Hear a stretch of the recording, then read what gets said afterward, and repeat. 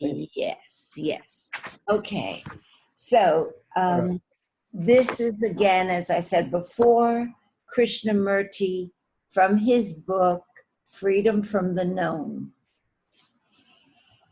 And in the teaching of non-duality,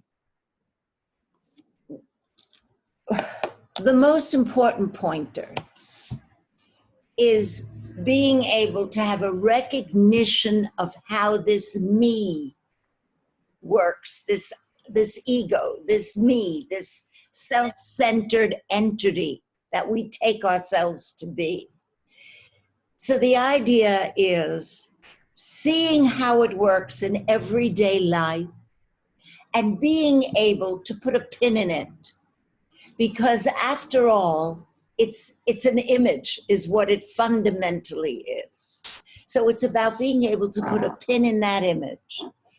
And once one is free of this me, there is that spaciousness for true compassion, clarity, and right action functioning in everyday life.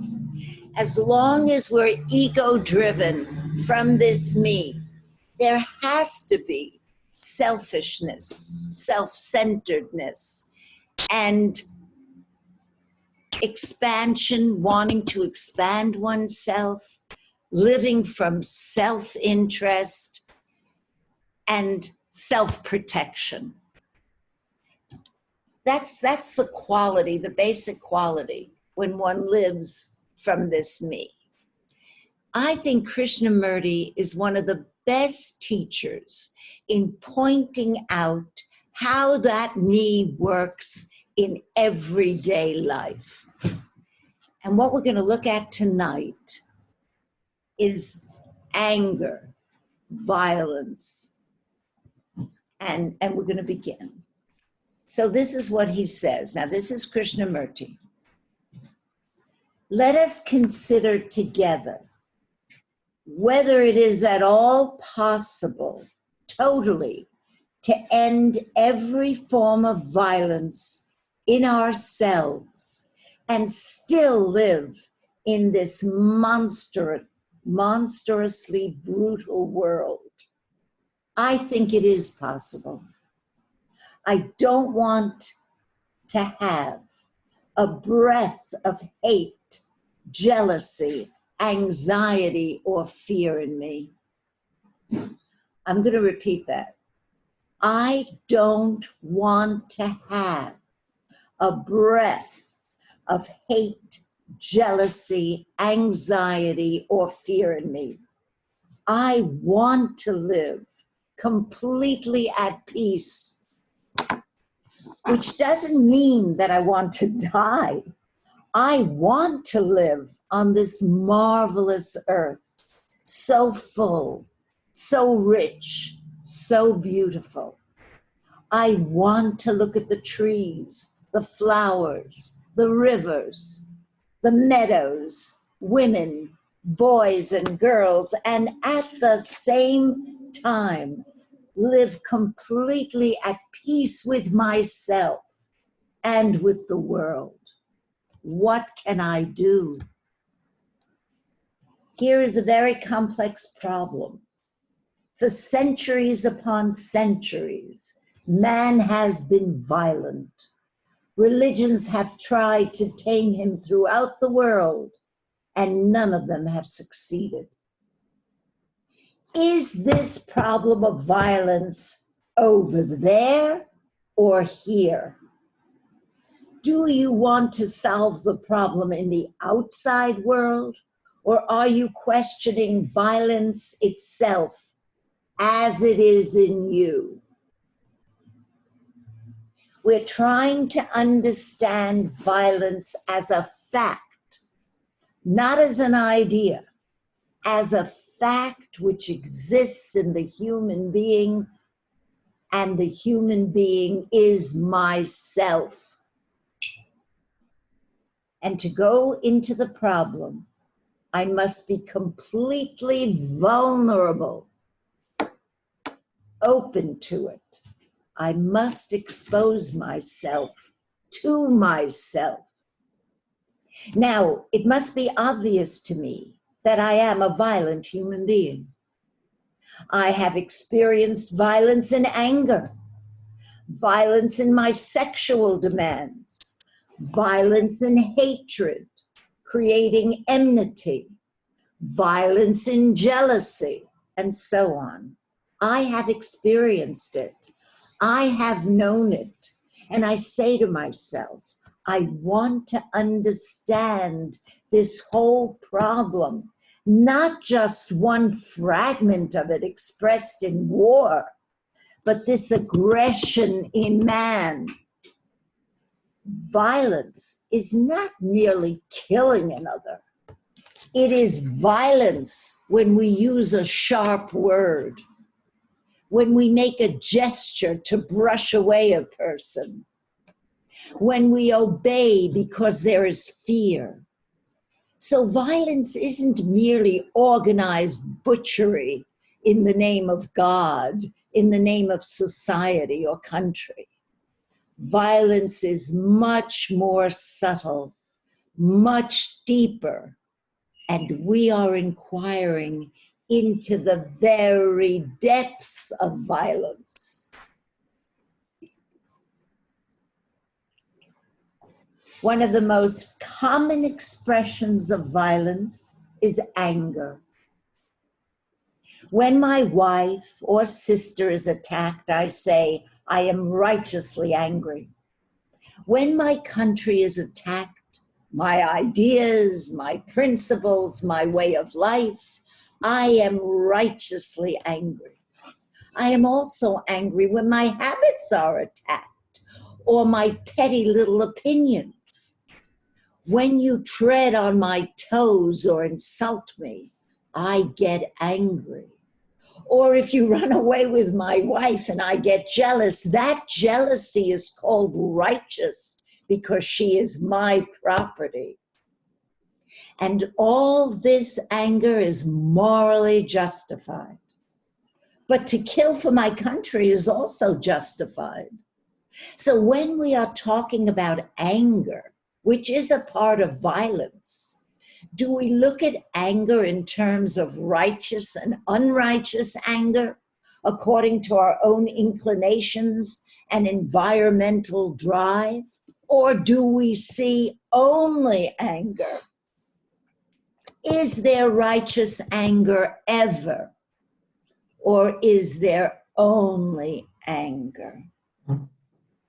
The moment you protect your family, your country, a bit of colored rag called a flag, a belief, an idea, a dogma, the thing that you demand or that you hold, that very protection indicates anger. So can you look at anger without any explanation or justification? And this is important. Can you look at anger without any explanation or justification, without saying, I must protect my goods, or I was right to be angry, or how stupid of me to be angry? Can you look at anger as if it were something by itself? Can you look at it completely, objectively, which means neither defending it nor condemning it? Can you? It is very difficult to look at anger dispassionately because it is a part of me. But that is what I'm trying to do. Here I am, a violent human being. Whether I am black or brown or white or purple, I'm not concerned with whether I have inherited this violence or whether society has produced it.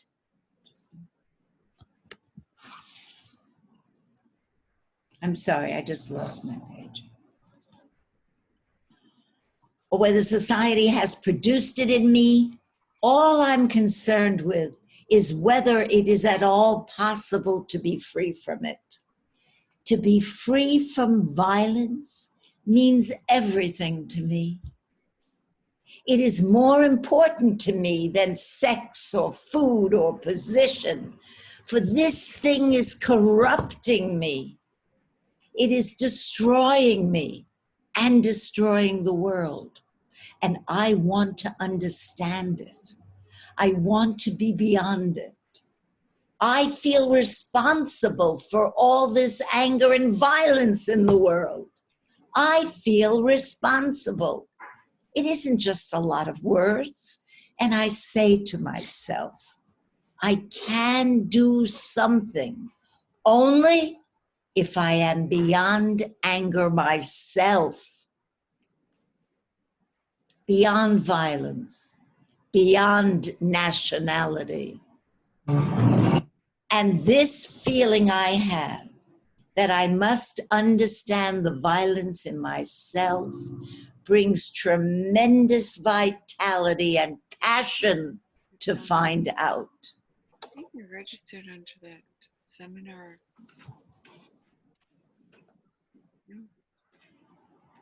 But to be beyond violence, I cannot suppress it. I cannot deny it. I cannot say, well, it's a part of me and that's that. Or I don't want it. I have to look at it. I have to study it. I must become very intimate with it. And I cannot become intimate with it if I condemn it or I justify it. Now, this is really important because what he's saying here is how can you understand anything if you approach it with a conclusion or an opinion, or if you already approach it with a mind that's made up? To study anything that's brand new, you've got to be truly an empty slate, a clear slate. So that's what he's saying. He's stressing so strongly to look at something that you want to understand, whether it's a quality, a person, not to condemn it or justify it. But we do condemn it, though. And we do justify. Now I'm going to stop. I'm just asking, I'm hearing some background. If you wouldn't mind, please, muting, please, everybody mute. So, to learn, to discover something fundamental, you must have the capacity to go deeply. If you have a blunt instrument, a dull instrument, you cannot go deeply. So what we are doing is sharpening the instrument, which is the mind. The mind, which has been made dull by all this justifying and condemning.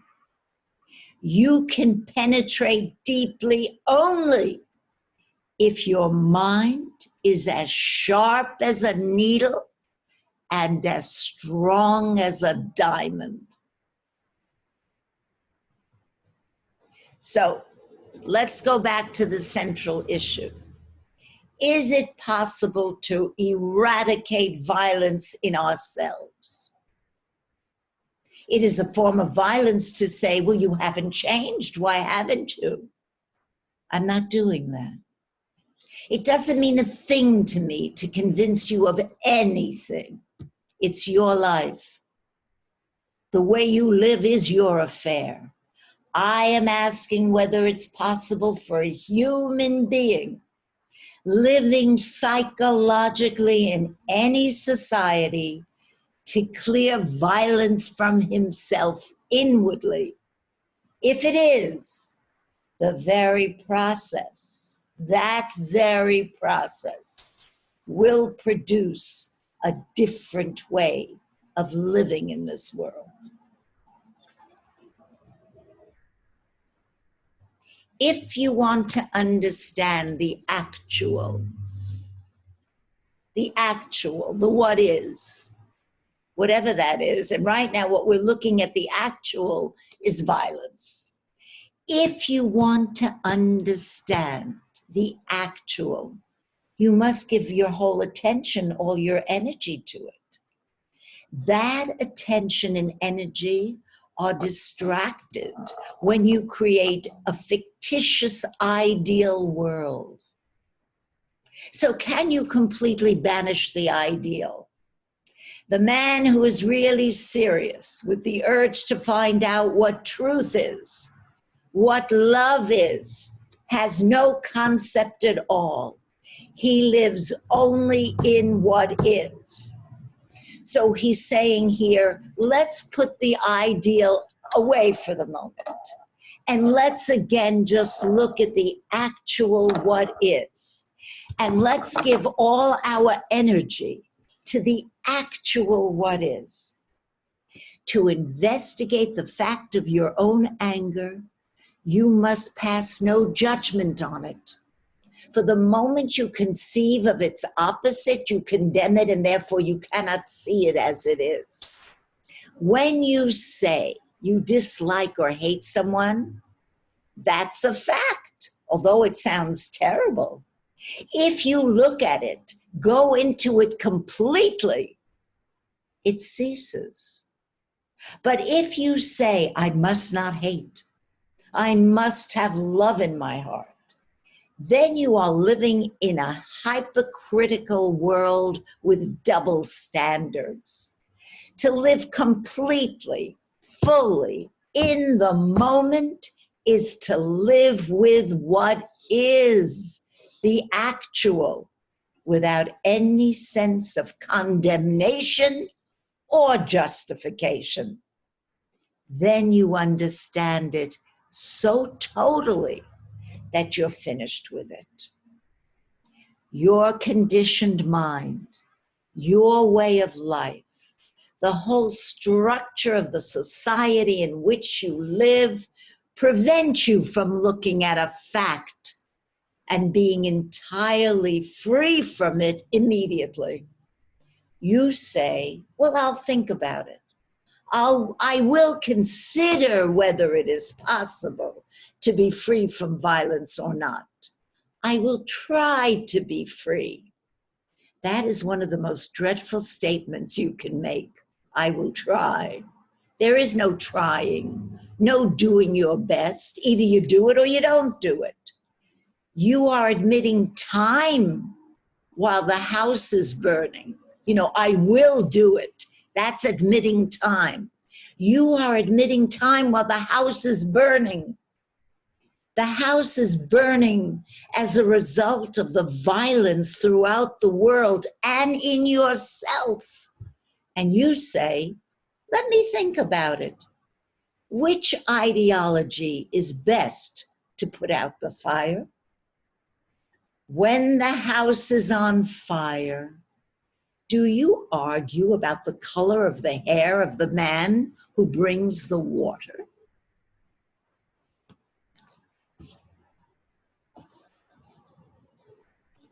So, what did you hear?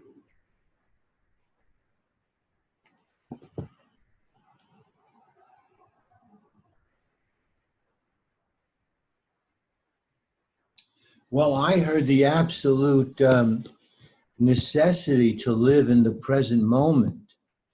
And as someone who spends a lot of time helping couples have peace and harmony in their relationships, one of the biggest obstacles to that is the tendency to always look back and remember past hurts and deeds. And I think it's crucial to realize that one of the reasons that we do that is for self-protection. So we're protecting ourselves for what we think is the next hurt or slight. But it really means making a conscious effort to be present-centered and not let the mind drift to the past. Are you saying that's what makes it more difficult to look at the violence?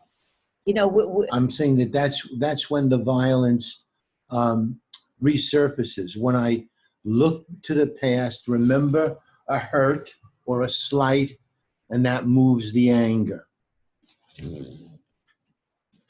Okay, so then you're talking about looking at hurt.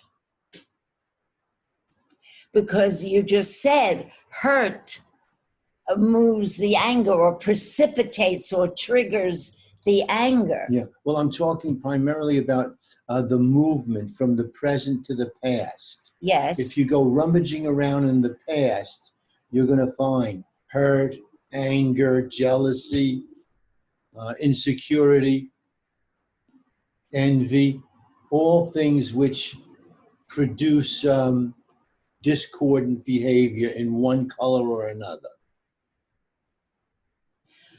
So there's another aspect to this, I think, in that like the violence and so on and so forth. I think there's fear that's involved. A lot of the anger comes out when I'm afraid. I know myself. I catch myself doing a lot of this judging from a fear point of view. Somebody's going to hurt me. Something is going to take advantage of me. I'm being abused, and so on and so forth. It's a fear. The underlying reaction to the fear is violence. My immediate response is to lash out. I'll kill you before you kill me. And the thing, though, that Krishnamurti gives to me is the importance of watching that thought process and then understanding how that thing comes to be.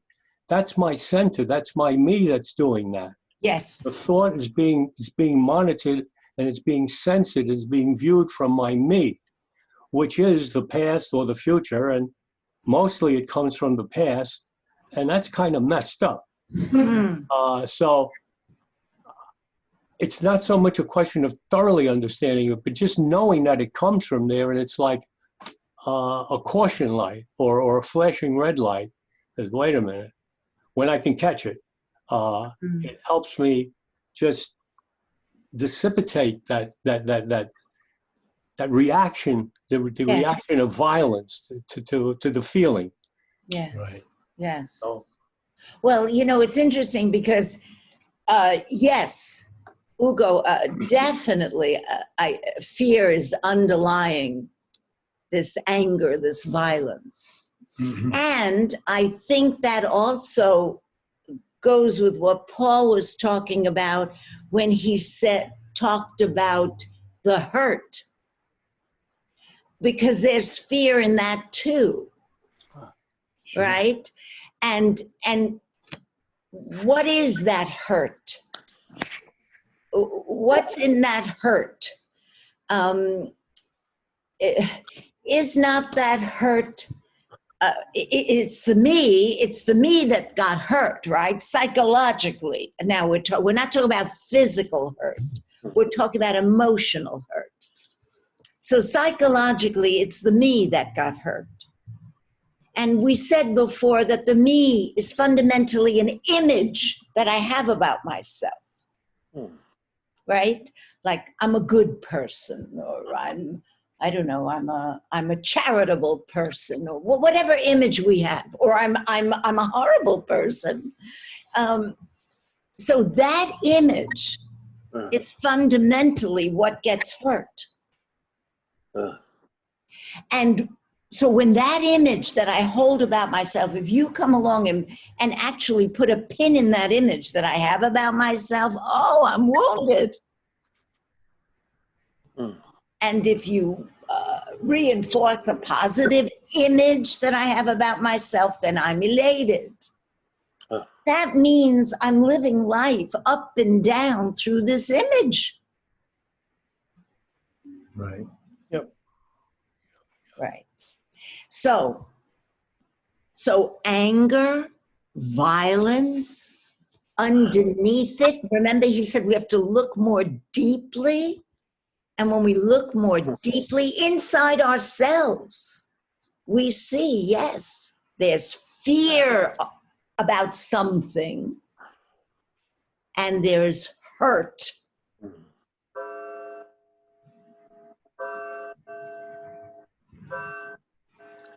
Can I? Hi. Hello. I have David. a self-image that needs a pin through it. I think Yes. I'm capable of great violence. I think it's in my DNA. I think the human genome, the 100 million years hasn't changed. It's great violence. Most of the fossil evidence and 70,000 skeletons mostly died violently. It's part of us. Our technology multiplies that millionfold, high altitude bombing and all kinds of the tremendous destructiveness. So my anger is part of me.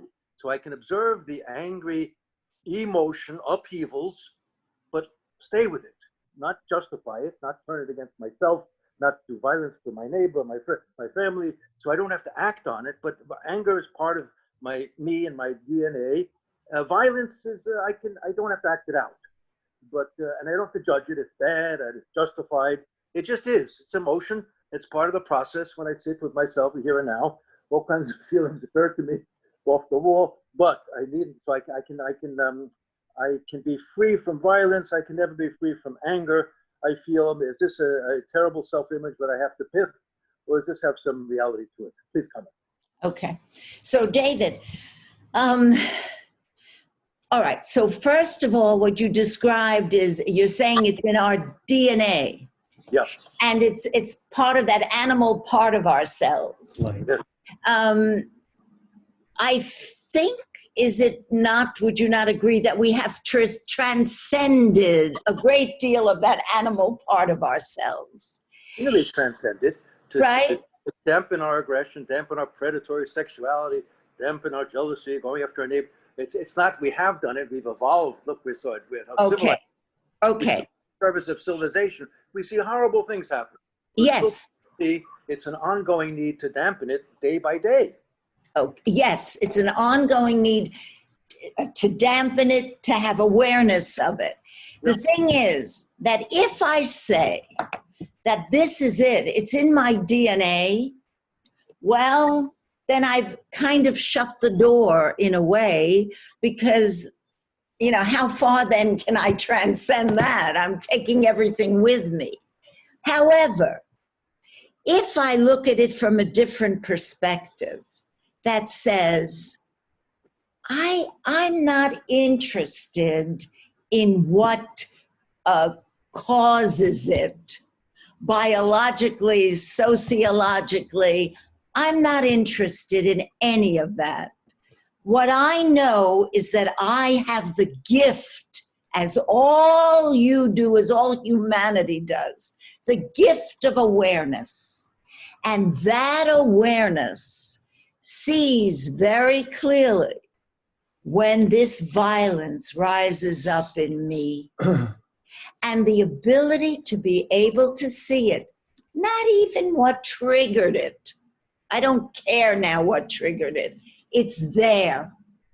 Just to be able to see it. And as you say, David, without justifying it, without condemning it, right? Just to see it, and maybe even to stay with it long enough to let it get stronger and then diffuse itself without acting on it.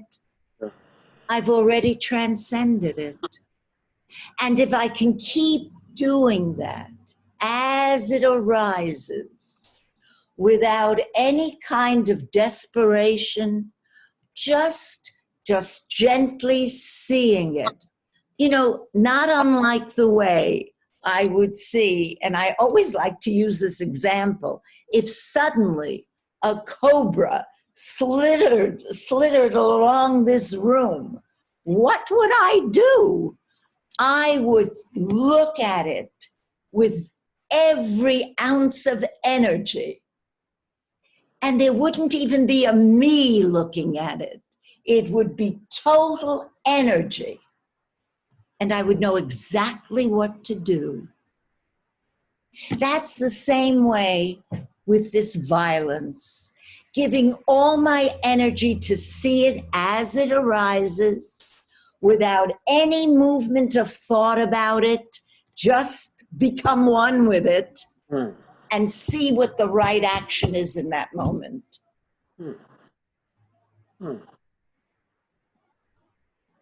Well, the self-protection against the cobra or whatever, or Yes. as a Yes, sense, but that's that can be hardwired too. I don't have to think about it. I will know what to do instinctively, and whether it's to evade it, whether it's to kill it, I will know. That's hardwired. It just is the discretion, the destructiveness, so the self-protection of the community. Many things are hardwired, and of course there's the part of us that's killing us right now, the catabolism. Our cells are dying, our skin, our hair, and eventually kills us off back to the inanimate, the thanatos. And there's also metabolism. There's new growth, there's new life, there's the T cells restoring and giving boundless energy. But it's always a balance, it's always a dance. And eventually the thanatos wins out, and that's part of the destructive force given our biology. But violence needed to be acted out. We can accept that too. We don't have to act it out and helpless rage. we don't have to act it out. The death, which is a destructive force or not, it's just a force. Okay. I think we're trying to clarify what helps us not act it out. Yeah. Yes, of course, of Right. course. Yes. Thank you, David. Thank you. Anybody else? Love to hear from you. You know, I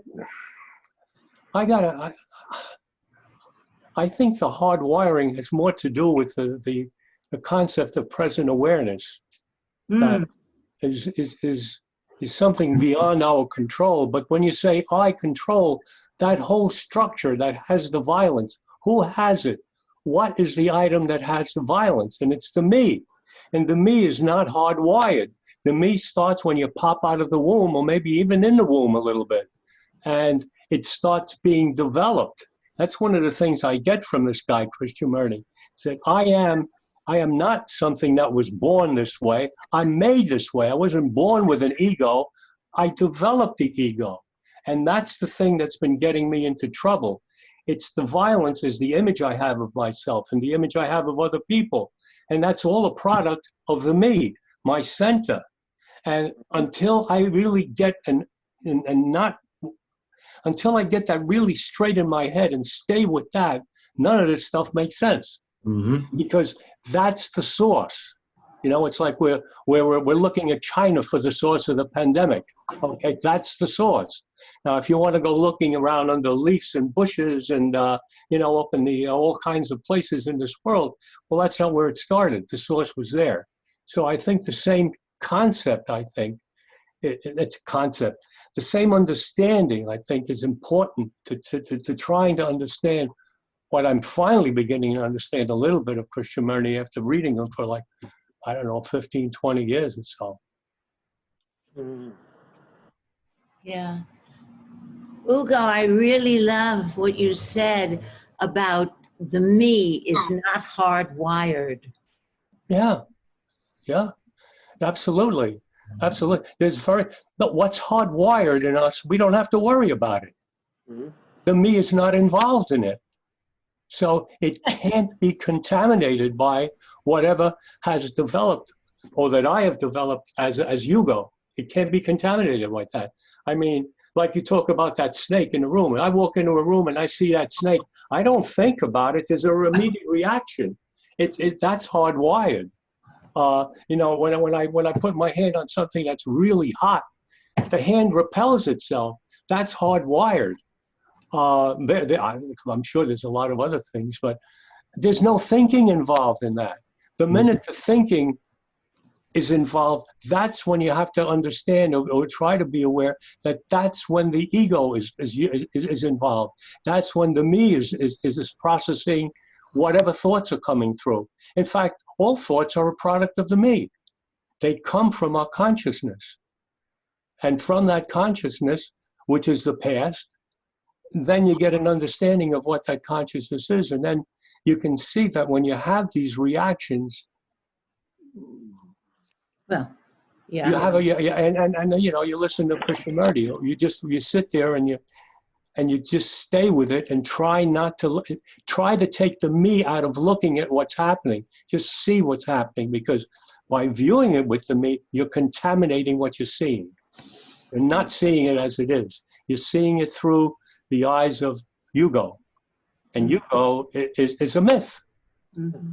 I mean, you know, you can, Mm-hmm. it's many, many, many years of accumulated experiences in a storage house that pops up every now and then. And that's how we've learned to conduct our lives. That's how we've learned to live day to day. And that forms the basis of our thinking. And we think thinking is the, you know, the end all. And it probably is the end of us all. It's not very, I'm learning that it's, the thinking mostly is thinking. And Yes, but don't you agree that we also have to be able to differentiate those thinking? There's more than one book. There's more than this to freedom from the known. There's a lot of books that he comes up with, and You know, basically making the distinction between the psychological suffering and the not psychological suffering. Right. What you need to know to operate. Right. Well, what I was going to say, I'm sorry, Karen, you say that. Yeah, I just like what you said, Ugo. And now I'm remembering, you know, to take, I mean, it's another way of saying being in awareness, but take the me out of the response. Somehow that really clicked with me, what you said, because, you know, sometimes when something happens or someone says something to me and I feel a trigger response, I can just coming right out, you know? So first zip the lip, but then take the me out of the response. That just really got very clear for me, that because that is the awareness. It just, because it's usually what gets me in trouble is the me in the response and that trigger, which is what you're saying. Or Krishnamurti is saying, it's I just lost what I was saying. But anyway, I got it was good. That was clarifying. Thank you. Good. Yeah. Good. Yeah, I think the ego is clearly not hardwired. I think that's great. I think at the beginning of this thing, he said, can we go to the very root of violence and be free from it? So that's his intention, right? In his investigation of violence within himself, can we go to the very root of violence and be free from it? So that's what he's trying to promote. So I think by asking that very question and by setting that intention, I think he believes that we can be free of violence, as you were talking about. Right. So anyway, it's that. Right.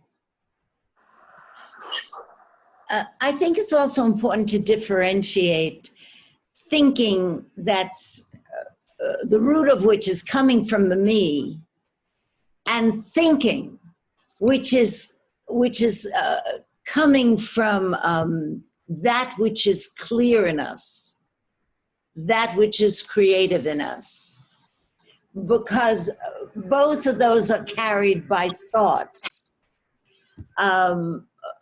One is a direct pointer of the me, and the other is not. So just to clarify a little bit, that all thinking is not necessarily of the me. But Ugo, as you say, thinking certainly is. Right. There's not a me who thinks. Right. Thought moves and the me appears. Right.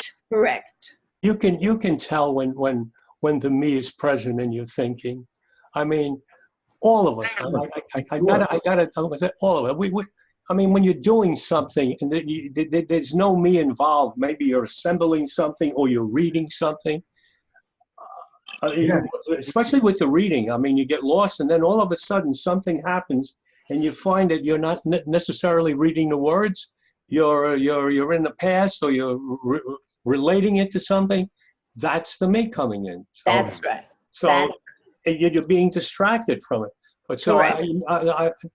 I don't mind. I didn't mean to imply that all thought is no Right. good, but a good part of it is, because most of the time, most of the day, we're not in the now. We're in the past or the future, and that's where the problems are.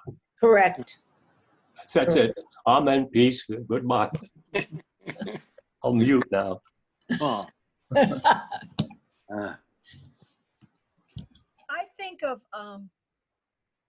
my little niece who is 3 months old now. Mm. A child comes into the world with really no me at first. And what we try as parents to do is develop a me, develop a personality, develop an individuality, develop all the things that are really developing the child's ego. That's what happens with most children growing up. And the violence part comes in if that child is raised with, comfort and care and love. They have different youth. They have a different development than a child that's raised with a need for food or not love in the family, and they develop. So it's DNA, yes, but it's also the nurture versus nature. There's a lot of nurture that goes into developing the me, and what parents try to do is one of their obligations almost is develop a good quote unquote me in that child. They're not looking to develop the non-me. They're developing the, helping the child find a path, or not helping, and the child's finding their own path. So as we grow older, I think we develop this me, and then we get older and we try to undevelop the me. That's right. We try to take it all those years growing up to develop the me, to be the person that's right, wrong, or whatever your path took you. And then you get to a point of saying, now I want to disassemble that somewhat and get back to my true nature. So I'm looking at the whole journey as it's not just an increment in time where you're looking at your me and trying to let go of it. It's a journey from birth to death, really, of how it comes in and is important for many things, but also how your experiences from birth to death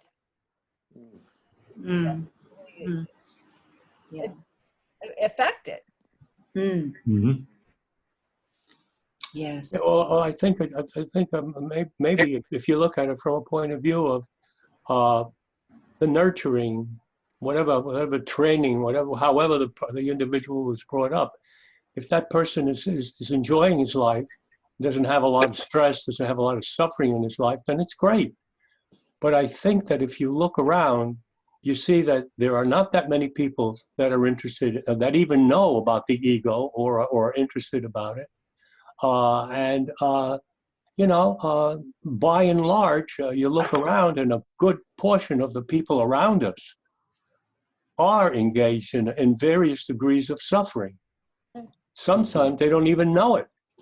And then they got the shrink to go to. But no, it's, I think we're really lucky. I mean, I had this feeling that how lucky all of us are, that right here on this Zoom thing, that we've gotten the awareness. And I'm not a religious, but that to me is a gift.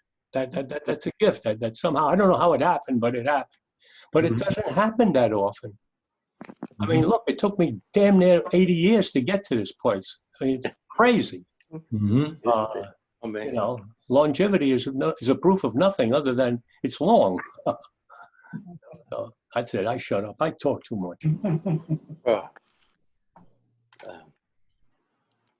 Well, what impacted me. What impacted me in this chapter was how deceptively simple the answer of how do we eliminate violence, how simple that answer really is. Not that it is really putting it into effect, but if you can just stay in the moment and look at the actuality of what you are not what you'd like to be or pretend to be or whatever, but what you are in this moment, that's the way. Yes. That's how you eliminate the violence. It's just being in the moment. It's how Paul started the conversation. Yeah. That's right. But we eliminate the violence for ourselves, and hopefully those with some awareness can eliminate the violence. But the violence in the world is generally not created by those people who are looking at how they can be less violent. The violence is mostly created by people who have no awareness and have no concept of awareness and no desire for awareness, and they've got other fish to fry. You know, they're out in a different world focusing on different things, and that violence in the world is a whole different universe than the violence within ourselves. And Well, how I think what well, the violence in the world is the cumulative effect of a lot of violence in each of us. violence in each of us. I think that's what he was saying here in this chapter. yeah. You know, that's why he was pointing to look at it, look inside yourself, see if you can free it in yourself. And hopefully, if you're able to whatever degree you're able to, that will have a ripple effect. Because we can't even begin to say, how am I going to do this for the world? We But can it's one only at a time. Oh, And what- so I think it's just, like one at a time. Like when you do it, that's someone else does it. It's like drop, that like Yes. it's like Wheeler's drops of water. correct. If everyone, one at a time starts to become observant and be that awareness, then that's almost like a role model, so that's the ripple effect. Right.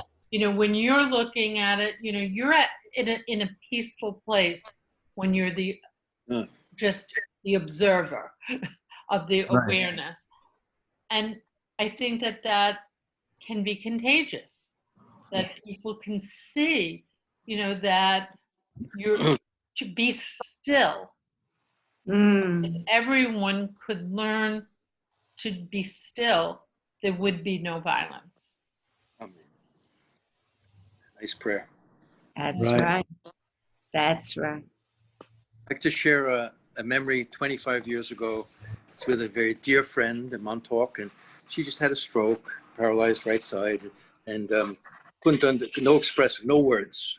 She could understand. It was a broker's aphasia. Anyway, so I pulled a book from her bookcase in Spanish by Krishnamurti, who she would visit with in Switzerland every year. With Yes. Lucia. And she looks at it, she says, ¿Qué es eso buscamos? What is it that we seek? So that cue, the words deep from her heart and soul were working her way back to beginning to speak again. So I'm glad it was on target for her. And that was a nice moment. The sweetest, deep, sweet lady. So blessed memory, Luce de Bromley. Yeah. Yes. Yes. Blessed memory. Yes. Yes.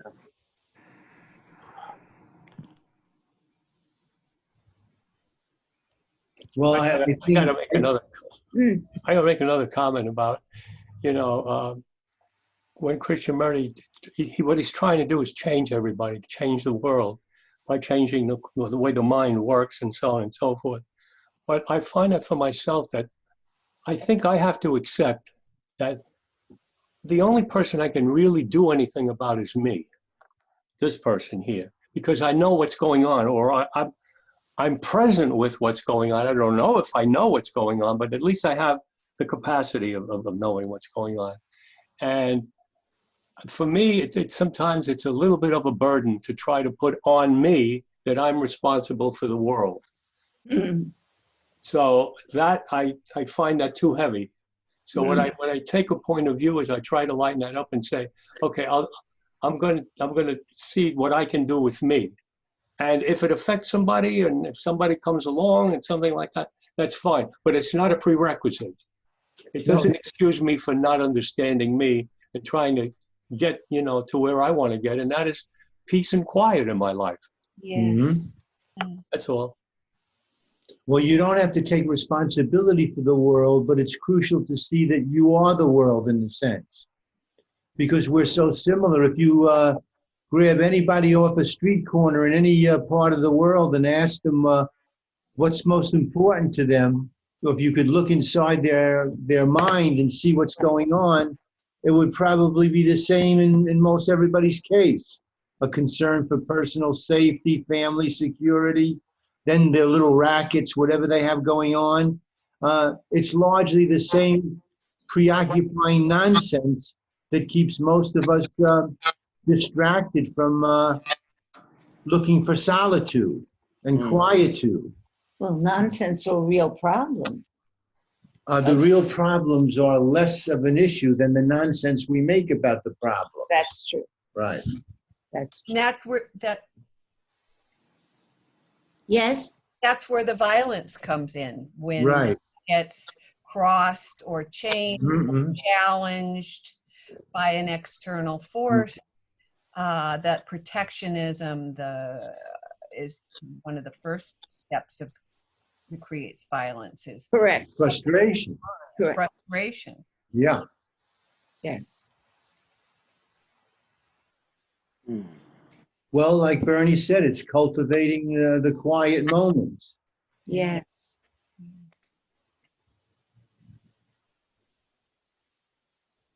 Yeah. Mm-hmm. Well, so we have set ourselves up very nicely to spend the next few days, the next week, being on the lookout for when our mind creates the mischief that we're calling anger tonight. Yeah. Yeah. But being very gentle about it, because he kept stressing. Yeah. No condemnation. Mm. That's really important. And obviously no justification. If you're justifying it, then you're just getting on the train with it. But I think even more than that is the tendency to have condemnation. I hate myself for doing this or being this way. We have to be very careful we don't do that. The other side of that is also the justification. Right. Not just condemnation. It's also, well, I did it because, and I had to, and this happened, and that's why. So that's the other side of the condemnation, I think. Yes, that's right. Exactly right. The justification keeps it going. Right.